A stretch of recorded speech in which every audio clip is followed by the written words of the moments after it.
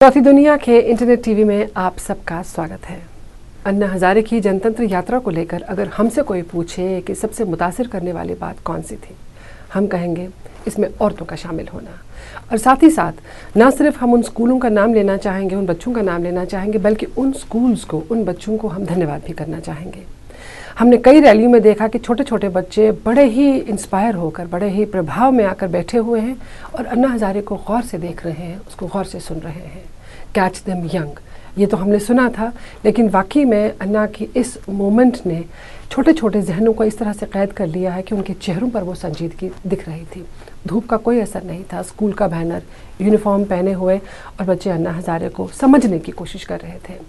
इसमें ख़ास ये है कि उन स्कूलों का इनिशिएटिव, जिनको लगा कि ये बच्चा जो है इसकी सही एज है, उन्होंने डेजिग्नेट किया कि ये बच्चा जाकर अन्ना हजारे को सुन के आएगा, तो क्रेडिट जो है वो उन स्कूल अथॉरिटीज़ को जाता है।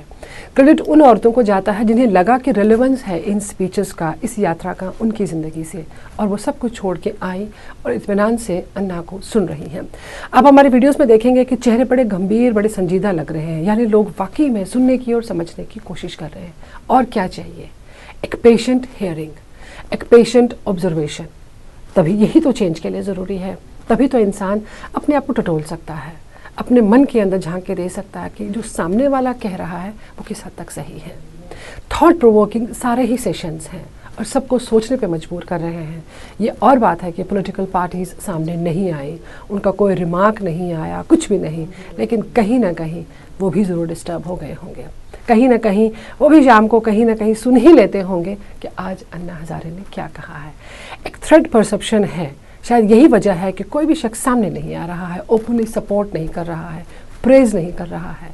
सबको लग रहा है कि ये उनके पॉलिसी से हटकर कुछ हो रहा है, हटकर बड़ी ऑनेस्टी से, हटकर बड़ी सिंसियरिटी से, जिसमें कोई गिव एंड टेक नहीं है, जिसमें सिर्फ ये है कि आप उठो, मजबूत हो जाओ, लड़ो उस चीज़ के लिए जो आपको चाहिए और ख़ुद हासिल करो। कोई नहीं देगा, कोई ऑफ़र नहीं करेगा, सामने वाला सिर्फ छीनने के लिए तैयार है। सो अगर आपको आपके हक की लड़ाई लड़नी है तो वो आप अपने बलबूते पे कर सकते हैं। यही एम्पावरमेंट होती है अन्ना हजारे को सुनने के बाद, उनकी बातों को समझने के बाद। 13 अप्रैल को 2 जनसभाएं हुई, एक बुलंदशहर में और एक अलीगढ़ में। 12 को, जैसे कि पहले भी हम लोग बोल चुके हैं, बझेरा और हापुड़ में जनसभाएं हुई थी। आइए उनके कुछ दृश्य देखते हैं।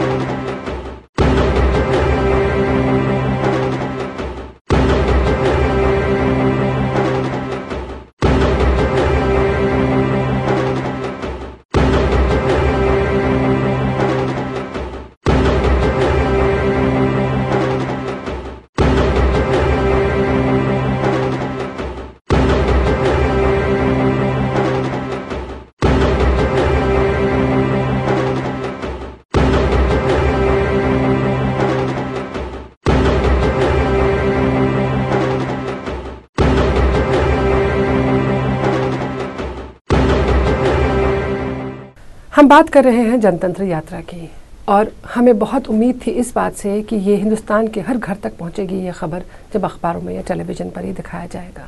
ऐसा तो नहीं हुआ, लेकिन उसके बावजूद मीडिया के जो बाकी साधन आज हैं उन्होंने इसको इस तरह से फैला दिया है कि मान लीजिए हर खबर वायरल हो जाती है। आज अन्ना हज़ारे को लेकर आप कोई भी न्यूज़, कोई भी वीडियो अपलोड करिए और देखिए वो किस तरह से स्प्रेड हो जाता है, और टॉक ऑफ द टाउन, मतलब हर युवा की ज़ुबान पर यह बात होती है। तो कहीं ना कहीं जो मीडिया की पॉलिसी थी वो खुद ब खुद कोलैप्स हो जाती है, क्योंकि ऑल्टरनेट मीडिया जो है उसने तो उसको कवर किया, उनके साथ तो कोई डिक्टेशन नहीं है, कोई एफिलिएशन नहीं है किसी भी पॉलिटिकल पार्टी का। ये तमाम मीडिया के जो डिफरेंट चैनल्स हैं जो इंडिपेंडेंटली काम करते हैं, ये इस पर्पज़ में तो बहुत बखूबी से इस्तेमाल हुए हैं, और उन्होंने वाकई में एक सर्विस दी है इन खबरों को लेकर और इनको स्प्रेड करने में। यूथ का, अगर हम यूथ की बात करें तो उनका अच्छा खासा रद्द-ए-अमल है, अच्छा खासा रिएक्शन है। यूथ रिलेट कर रहा है अन्ना हज़ारे के साथ। यूथ समझ रहा है कि अब तक वो अगर चुप था तो क्यों चुप था, इसलिए उम्मीद छोड़ चुका था, इसलिए कि वो डिस्करेज हो गया था। जो एग्जिस्टिंग सिस्टम था एकदम करप्ट, सड़ा हुआ सिस्टम, तो यूथ को लग रहा था कि इसके साथ फाइट करना फजूल है, कुछ नहीं बदलेगा अब। लेकिन change is a permanent process. Change एक ऐसा प्रोसेस है जो नेचुरल है, सिर्फ आपको इनिशिएट करने की ज़रूरत होती है। ये तो कुदरत का एक अनएंडिंग प्रोसेस है जो किसी के कहने से रुक नहीं सकता है, बस आपको एक स्टिमुलेंट चाहिए होता है, बिल्कुल उसी तरह से जिस तरह अन्ना हज़ारे खड़े हुए। और जो ये कुदरती तौर पर चेंज का वक्त था वो इनिशिएट हो गया और चेंज होने लगी। हाँ, अफसोस इस चीज़ का है कि मीडिया शायद इस इनिशियल स्टेज पर ज़्यादा हेल्दी और ज़्यादा स्ट्रॉन्ग रोल प्ले कर सकता था, जो उसने नहीं किया। Word of the mouth publicity तो बहुत ज़्यादा है अन्ना हज़ारे के मिशन के साथ। उनके चारों लोग जो हैं उनको सुनने वाले और उनको अप्रिशिएट करने वाले इतने सारे लोग हैं, रिलेट करने वाले इतने लोग हैं कि मुंह से मुंह बोली बात जो है वो इस तरह से फैल रही है कि लोग उसको एंडोर्स किए जा रहे हैं। प्रोग्राम में वक्त हो चला है एक ब्रेक का।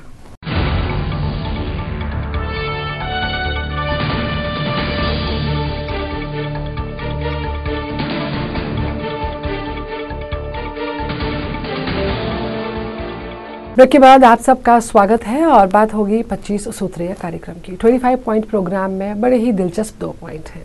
एक है इन्फ्लेशन यानी महंगाई को लेकर, और दूसरा है अनएम्प्लॉयमेंट को लेकर। ये 2 चीज़ें ऐसी हैं कि मान लीजिए इन्होंने पूरे मुल्क को अपनी चपेट में ले रखा है। हर घर महंगाई से परेशान है और हर नौजवान बेरोज़गारी से परेशान है।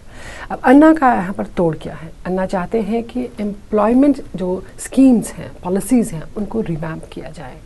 इसमें दोनों तरह के एम्प्लॉयमेंट्स हैं, वो लोग जो पढ़े लिखे हैं, वो लोग जो पढ़े लिखे नहीं हैं। जो पढ़े लिखे हैं, जो गवर्नमेंट जॉब, प्राइवेट जॉब कर सकते हैं, उनके लिए तो कुछ और पॉलिसीज़ होंगी, और जो नहीं पढ़े हुए हैं उनके लिए उनके घर, उनके गांव, उनके शहर में इस तरह के एवेन्यूज़ पॉसिबल कर दिए जाएंगे कि वो भी एम्प्लॉय हो जाएं। कॉटेज इंडस्ट्रीज़ का जिक्र किया है अन्ना हज़ारे ने। हमारे इस मुल्क में हज़ारों ऐसी छोटी इंडस्ट्रीज़ हैं जो पनप सकती हैं हर घर में, लेकिन वो कहीं नहीं है, उनको प्रमोट करने वाला कोई नहीं है। अन्ना उसी की तरफ इशारा कर रहे हैं कि कॉटेज इंडस्ट्री के ज़रिए हमारे गांव में, दूर दराज ज़िलों में बैठा हुआ नौजवान, औरतें, लड़कियां घर बैठे एम्प्लॉय हो सकती हैं। इतना ही नहीं कि वो एम्प्लॉय हो रहे हैं, बल्कि वो अपने साथ और 4 लोगों को भी एम्प्लॉयमेंट दे सकते हैं। और रहा सवाल एम्प्लॉयमेंट स्कीम्स का या पॉलिसीज़ का, एक बार वो रिवैम्प हो जाए, एक सिस्टमेटिक तरीके से रिटायरमेंट्स और नया रिक्रूटमेंट्स होता जाए, तो बैलेंस तो ऑटोमेटिकली ही बैठेगा। अभी तो सारा बैकडोर होता है, पता ही नहीं चलता कौन रिटायर हुआ, उसकी जगह किसने ले ली। एडवर्टीजमेंट्स आते हैं कि ये पोस्ट खाली है, वहाँ पर कब लोग लग जाते हैं पता ही नहीं चलता। इंटरव्यूज़ कब हो जाते हैं पता ही नहीं चलता। बस बाद में सुनने को मिलता है कि इतने लाख में ये पोस्ट बिकी और इस बैकडोर एंट्री से ये शख्स अंदर आया है। इस सारे सिस्टम को ख़त्म करके एक क्लीन सेटअप बनाया जाएगा जिसमें एक इक्विलिब्रियम होगा, अनएम्प्लॉयड का भी, एम्प्लॉयड का भी, रिटायर हुए वाले का भी, उसका भी जो पढ़ा लिखा है, उसका भी जो पढ़ा लिखा नहीं है। यानी सबको एंगेज कर दिया जाएगा ताकि हर आदमी अपनी सस्टेनेंस के लिए कुछ न कुछ कमा सके। रहा सवाल इन्फ्लेशन का, जिससे हमारी औरतें बहुत ज़्यादा परेशान हैं, चाहे वो पेट्रोल हो, डीजल हो, केरोसिन हो या कुकिंग गैस हो। कौन सी ऐसी चीज़ है जिसके दाम में आग नहीं लगी है? स्काई रॉकेटिंग प्राइसेस हैं। और अजीब बात तो ये है कि इतने दाम देने के बावजूद भी ब्लैक मार्केटिंग, यानी आप वाइट में तो कुछ खरीद ही नहीं सकते हैं। अन्ना का मानना है कि वो इन्फ्लेशन को कंट्रोल कर सकते हैं, इन्फ्लेशन पे काबू पा सकते हैं, ख़ास करके कुकिंग गैस, पेट्रोल, डीजल, इनकी रेट्स को वो कंट्रोल कर सकते हैं। मज़ीद कैसे वो ये करेंगे, क्या उन्होंने सोच रखा है, ये तो वक्त आने पे पता चलेगा। लेकिन फिर एक बार बता दें कि आम हिंदुस्तानी की ज़िंदगी के जो हर मसले हैं, जहाँ तक उसकी प्रॉब्लम्स हैं, अन्ना तह तक जाने की कोशिश कर रहे हैं। उन्होंने वाकई में समझा है इस पीड़ा को, उनने वाकई में जाना है कि हिंदुस्तानी को कहाँ कहाँ ज़रूरत है इस मिशन की। तब जाके खूब मेहनत करने के बाद, खूब ब्रेनस्टॉर्मिंग के बाद ये 25 पॉइंट प्रोग्राम तश्कील दिया गया है। अब वक्त आने पे जब इसको लागू किया जाएगा तो हर आदमी देख सकेगा कि कितना फ़र्क पड़ा है हमारे मुल्क में। फ़र्क हमें भी पड़ता है आपके फीडबैक से। आप भेजते रहिए अपना फीडबैक, अन्ना से जुड़ा हुआ, जनतंत्र यात्रा से जुड़ा हुआ। चाहे पास्ट की कोई याद है उसको भी हमारे साथ शेयर कर सकते हैं, चाहे आज प्रेजेंट की कोई याद है उसको भी आप हम तक पहुंचा सकते हैं। प्रोग्राम के आखिर पर हमारे ईमेल आईडी पर अपने ये तमाम मेमोरेबल चीज़ें हम तक आप भेज सकते हैं। हम प्रोग्राम में उनको शामिल करेंगे और घर बैठे तमाम लोग उन्हें देख सकेंगे। फ़िलहाल तो हमारा आपका ये वादा है कि आप प्रोग्राम को देखते रहिए। आज के लिए बस इतना ही। चौथी दुनिया का इंटरनेट टीवी।